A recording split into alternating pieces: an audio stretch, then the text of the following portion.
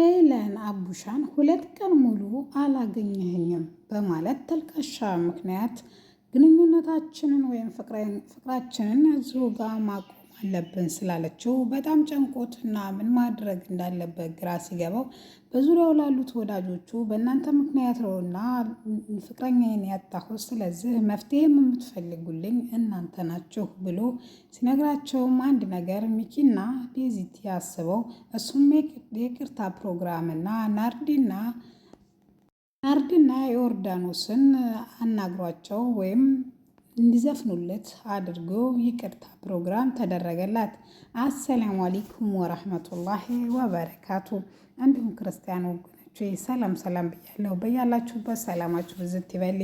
ለዛሬ ይዤላችሁ የመጣሁት 201 ድራማን አፍላ ፍቅር ነው ማለት ነው። እንድትከታተሉ በአክብሮት ጋብዛለሁ። ወዳችሁና ፈቅዳችሁ ስለምትከታተሉኝም ከልብ አመሰግናለሁ። አቡሻ ሄሉን ብቻውን ምንም ሊያናግራት ቢሞክር እሷ ግን መስሚያዋ ጥጣ ነበረ። ቤዚቲንም ልኮት እንድታናግራት ቢያደርጋት ፈጽሞ አልሰማህም ብላ ሸምጥታው ነበረ። ምክንያቱም አንተ እነሱ በዙሪያ ሳይኖሩ ብቻ ነው እኔን የምትፈልገኝ፣ እነሱ ካሉ ፈጽሞ እኔን አታስታውሰኝም በማለት የተነሳ ጦርነት ሚኪና አቡሽ በእናንተ ምክንያት ነውና ተብሎ ሁሉንም ነገር አዘጋጅተው አይኗን ጨፍነው ወደ ያለችበት ወይም ክላስ ከመደወሉ በፊት ሰርፕራይዝ እንዲያደርጓት ተስማምተው ሚኪ ደግሞ ሄዶ ናርዲንና እንትናን ጠርቶ እንዲመጣ ካደረጉ በኋላ አቡሻ ቀይ አበባ የምታምር ይዞ ይቅርታ አድርግልኝ ማሪኝ የሚል ሙዚቃ እየዘፈኑ በጣም ይቅርታ ሄሉዬ፣ እኔ እኮ በጣም ነው የምወድሽ፣ እንደዚህ እንዲሰማሽ ስላደረግኩ በጣም ይቅር በይኝ ይላታል። እሷም እሺ ይቅርታ አድርጌልሃለሁ አባቴ፣ እንደዚህ እንዲሰማ ስላደረግኩ እኔም መልሼ ይቅርታ ጠይቄያለሁ ትላለች። ቤዚትም ሄዳ ስታናግራት እና አቡሽ ነግሯት፣ ምክንያቱም አንቺም ትተሽኛል እኔ ማናለኝ ብቻዬን ነው እኮ ያለሁት ትላታለች። የኔ እናት የኔና አንቺ እኮ የረዥም ጓደኛሞች ነን፣ እንደዚህ ማናት ወይ ስትላትም እሱ ድሮ ቀረ፣ አሁን ግን ቹቻ ናት ጓደኛሽ፣ እኔ ብቻዬን ያለሁት። እስኪ ማን ነው ሄሉ? የት ናት ሄሉ? ምንድነው? ምን ሆናለች ሄሉ? ምን ትፈልጋለች ሄሉ? እንደዚህ ነው ብሎ የሚያስብልኝ ሄሉዬ በትንሹ የምትደሰትና በትንሹም የሚከፋት ስስ ልብ ያላት ልጅ መሆኗን እያወቅኩ ይህ ማድረግ አልነበረብኝም ብላ ይህን ሁሉ ካደረጉ በኋላ ግን ይቅርታ ስላደረገችላቸው በጣም ደስ ብሏቸዋል።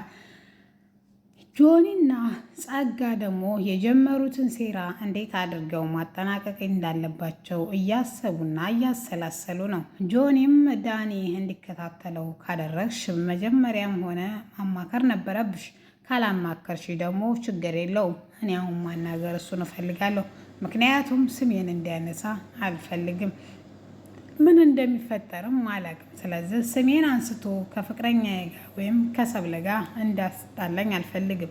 ስለዚህ ራስሽ ተወጪው ይላታል። እሷም ለምን ፈራ ስትለው ፍቅረኛዬን ለማትረፍ ነው ይሄን ነገር እያደረግኩ ያለሁ፣ ስለዚህ እሷን ደግሞ ማጣት አልፈልግም እያላት እያለ እሷም በሀሳቡ ተስማምታ፣ ምክንያቱም ብር የሚከፍልላት ጆኒ ነው፣ እሷ ምንም የላትም። እሷ ብኮንም ብሩ ግን በጆኒ እጅ ነው ያለው። ቃጩና ቾምቤ ደግሞ ዝም ብሎ በህልም ቾምቤና ቾቤነት ማለት ነው በመኪና ቆንጆ መኪና ይዞ ቆንጆ ልብስ ለብሶ ሽቶ ተቀብቶ አበባውን ገዝቶ መኪና ውስጥ ቁጭ ብሎ ቃጭልዬ ደግሞ በጥቁር ቀሚስ ዝንጥ ብላ እየመጣች ያለ መኪና ውስጥ የፍቅር ወሬያቸውን እያወሩ ድንገት መቶ አሻንቲ ተህልሙ ይቀሰቅሰዋል። አንተ ችግር ምንድን ነው? ከኔ ጋር ምንድን ነው አላማ? ምን አለበት በአካል እንኳ ባላገኛት በህልሜ ባለማት ሲለውም እሱም እንዴት ነው በህልም ሁሌ ንቃ፣ በአካል ማግኘት ከፈለክ ሰርታ መለወጥ ይኖርብሃል። አንተም እሷም ድንጋይ ላይ ተቀምጣችሁ ነው የምትኖሩት። ስለዚህ ወዬ ብትልህ ምን ልታረጋት ነው ብሎ ሲነግረው እሱም ይሄን ካልከኝማ ባለፈውም እንደዚህ ብለኛለች፣ ነገር ግን እኔም ማምነው በፍቅር እንጂ በገንዘብ አይደለም። አይ ፍቅር እንዳለ ሆኖ ገንዘብ እንደሚያስፈልግ ማወቅ አለብህ ሲለውም ቾምቤና ቾምቤነት ማለት ነው አሻንቲን ወርውሮት ይሄዳል። አሻንቲም በፍጥነት ወደ ቃጭል ጋር ሄዶ የሆነውን ነገር ሁሉ ይነግረዋል። አንቺ እዚህ ድንጋይ ታሞቂያለሽ፣ ልጁ እዛ ጨልሎልሻል። ምን እያደረግሽ ነው? ልጁን ለምን አንድ ነገር አታደርገውም? ሲላትም እኔ ምን ላድርገው? አብሬው ልበድ እንዴ? አብሬው ልቃዥ? እሱ እኮ በቆሙ ሞቷል። በቃ እኔ ምን ላድርገው? ተውኝ ብትለውም እሱ ግን መተው እንደሌለበትና መተው እንደሌለባት ያናግራታል። እኔ ለራሴ የራሴ ጉዳይ አለ።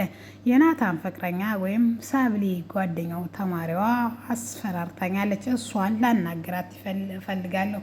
መጣላት አልፈልግም፣ መደባደብም እንደማልፈልግ ቃል ገብቼለታለሁ ለናታን። ነገር ግን እኔ እንዳልሆንኩ ስሜ ዝም ብሎ መጥፋት እንደሌለበት ሄደን እናናግራታለን ትለዋለች። እሱም እሺ በቃ ነገር ግን መደባደብ እንደሌለብሽ ማወቅ አለብሽ ይላታል። እሷም ይሄን እንደማትፈልግ ትነግረዋለች። ኤልያስ ደግሞ ሰብሊ ችግር ውስጥ እንደገባች ወይም በሰኒ ምክንያት እንደገባች ስለነገረው ጓገጭ ብሎ እሷ ጋር ሄዶ ሰብሊ ጋር ሰብሊ ዛሬ ወደ ቤት እኔ ነኝ የምሸኝሽ ሲላትም አልፈልግም ብትለውም እሱ ግን የግድ መሆን አለበት ምክንያቱም ችግር ውስጥ እንደገባሽ ናታን ነግሮኛል ይላታል። ይሄም ከሆነም ፍቅረኛ ያለ ስለዚህ ፍቅረኛ ነው እኔ ሊከላከልል የሚገባው። ስለዚህ አንተ ምንም ያክል ሰው በዚህ በምድር ላይ ቢጠፋ ራሱ አንተን ለችግሬ መፍትሄ አላደርግህም፣ ምክንያቱም አንተ ችግሬ እንጂ መፍትሄ ልትሆን አትችልም ትለዋለች። ምንም አልሽ ዛሬ መሸኘት ያንችን ግድ ይለኛል ይላታል። እሷም ገፍትረው ትሄዳለች። ወደ ሰኒም ሄዶ ሰብለ ያለችውን ሁሉ ከሰማ ሰኒ ለምንድን ነው ልጅቷን ነገር ውስጥ ከተሻት ብሎ ሲጠይቃትም አንተ ምን አገባህ? ምንስ ቤት ነህ? ምክንያቱም ምን ሆነ ብላ ስጠይቀው ጓደኛዋ ሲል ጓደኝነትህን አምናት ተቀበለችም። ስለዚህ በባዶ ሜዳ አትደንፋ፣ አትጎርርም። መቆርቆርህ ከሆነ ከአንተ በላይ የምንቆረቆርላት እኛ ወዳጆቿ አለን ይላት ትለዋለች። እሱም ይሄን ባፏ እሺ ብላ እንደማትቀበል እኔም አንችም እናውቃለን፣ ከልቧ እንደምትወደኝም እኔም አንችም እናውቃለን። ስለዚህ እህት አለሜ ብትጠነቀቂ ይሻልሻል። ሰብሊ አለምንም ምክንያት የፀጉሯ ዘለላ አንድ እንድትወርቅ አልፈልግም። ይሄን ካደረሽ ከአንቺ ጋር ነው ጠቤ። ለማንኛውም እኔ ከአንቺ ጋር ለመጣላት አይደለም የመጣሁት። ኤኒታይም እርዳታዬ ካስፈልጋችሁ ከጎናችሁ እንዳለሁ እንድታቂልኝ ያክለው የምነግርሽ ይላትና ጥሏት ይሄዳል። ሰብለ በጣም ተጨንቃለች። ምን እንደምታረግ ግራ ገብቷታል። ቁጭ ብላ እየተብሰለሰለች እያለ ጓደኛዋ አለሙ መታ ምን ሆንሽ ስትላትም ምን ያልሆንኩት አለ አንቺ ቀልጅ፣ እኔ የተገባሁበትን ጣጣና ችግር እኔ ራሴ ነኝ የማውቀው ስትል ትነግራታለች። እሷም የሆነችውን እንዴት ነግራት ስትጋብዛት ኤላ እኮ ዛሬ እኔ ካልሸኘሁሽ ብሎ ግግም አለብኝ። ደፋር ነው አይደል? በጣም እኔ አሁን ጆኒን አልነግረው ይጣሉብኛል ብዬ ፈራሁ። ምን እንደማደርግ እኮ ጓደኛዬ ግራ ገባኝ። ቀኑ ጨለመብኝ። ስንቴ ነው አልፈልግህም ብዬ በግልጽ ተደጋጋሚ ነገር ነግሬዋለሁ። ነገር ግን የሚሰማ ጉድ አይደለም እሱ። ስለዚህ እባክሽ ምን ላድርግ ስትላት አይዞሽ የኔ ቆንጆ አትጨነቂ፣ ከኛ ጋር አብረሽ ትሄጃለሽ ትምህርት ቤትም፣ ስለዚህ አታስቢ ብላ ወሬውን ለማድረስ ቀስ ብላ ወደ ጆን ሄዳ ዛሬ ልሸኛት እንደሆነ ትነግረዋለች። እሱም በቃ እንደዚህ ከሆነ ብሎ ሰብለ ወዳለችበት ሄዶ ዛሬ ሰፕራይዝ ስላላት ተሱ ጋር ትምህርት ቤት እንደምትወጣ ይነግራታል። እሷ ከኤላ ጋር ነው የሚሄደው አትልም፣ ፈርተዋለች። አይ ብላ አታስቆመው፣ ፍቅረኛዋ ነው፣ ግራ ገብቷታል። ጸጋ ደግሞ ሁለት የምትወጃቸውን ነገር አሳጣሻለሁ። አንደኛዋ የቤዛን እስከ መጨረሻው ድረስ እንድትቆራረጭ አደርግሻለሁ። ሁለተኛ ደግሞ ፍቅረኛሽን አሰጠሻለሁ። ሶስተኛው እንኳ እኔን ገለሽ ወይም የሆነ ነገር ታረጊያለሽ ብዬ እንዳላስብ የምትወጃትና ከነፍስሽ በላይ የምትሳሲላት ትንሿ እህትሽ እንዳለች እንዳትረሺ። ላደረግሽብኝ ነገር ዋጋ አስከፍልሻለሁ። እያንዳንዷ ነገር ምን ያክል ዋጋ እንደሚያስከፍልሽ ካላወቅሽ ወቂ ብዬ ነው። ጸጋ፣ ይሄ ነገር መቼም አይሆንልሽም።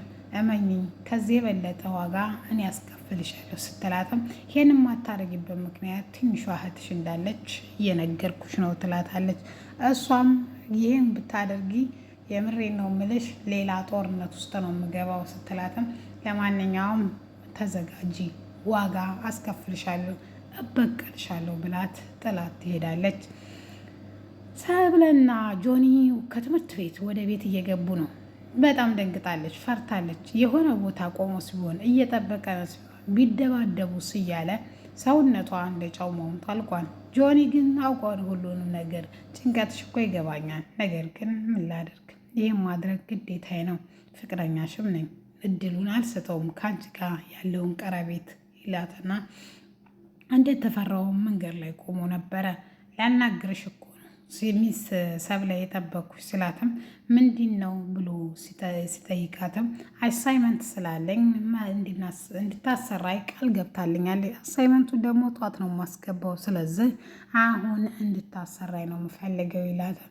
እሱም ዛሬ ቀጠሮ እንዳለው ቢነግረውም ኤልያስ ግን የሚሰማ ጉድ ስላልነበረ ምን ማድረግ እችላለሁ ብላ የራሷ ፍቅረኛዋን ማረጋጋት ነበርና ያለባት። ጆኒን አረጋግታ እኔ እኮ ቅድምም ፈርቼህ ነው እንጂ ልነግር ፈልጌ ነበረ፣ በቃ ሰፕራይዙ ነገ ይሆናል፣ ዛሬ እሱን ላስጠናው ብላ ወደ ቤት ከሸኛት በኋላ ድጋሜ ግን በፈጠረህ በህይወቴ ጣልቃ አትግባ፣ አልፈልግህም፣ ተረዳይ ትለዋለች። ይህም ማድረግ ስለማልችል በጣም ይቅርታ ብሏት ጥሏት ይሄዳል። ዳን ደግሞ ጸጋ ልካው እያሰራችው እንደሆነ ቤዛ ስለገባት ምንድን ነው የምትሰሩት ብሎ ስጠይቀው እሱም ኤልያስ የሚባል ነገር እንደማያውቅ ጆኒንም እንደሚባል ልጅ እንደማያውቅና ስራም እየሰራ እንደሆነ ጸጋ እያሰራችው እንደሆነ ይሸመጥታታል። እማላቅ ሞኝ ነው እንደሚመስለው ሁሉንም ብትነግረኝ ችግሩን እንቋጨዋለን፣ ችግሩን አታስፋው ስትለውም አይ እኔ እንግዲህ አለኝ ነገርኩሽ ይላታል።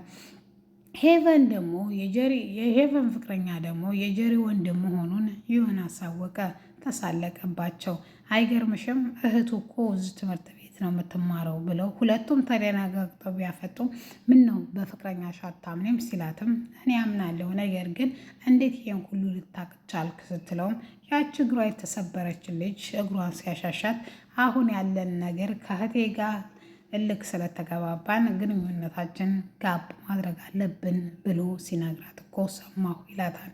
እሷን በብስጭት ሁሉም ነገር እንዳበቃለትና እንዳወቀባቸው ስለገባት ምን ላድርግ ምን ልበልስ ብላ ጨንቋታል። ምክንያቱም ዮናስ ድጋሜ ሊያስቸግራት ነው፣ ቦቼን እንድትረሳ ስለሚያደርጋት። ጀሪ ደግሞ ይሄን እንዲያደርግልን አትፈቅድም። ውድና የተከበራችሁ የፍቅር ጎጆ ቤተሰቦች ለዛሬ ይዤላችሁ የመጣሁት ይህን ይመስል ነበረ።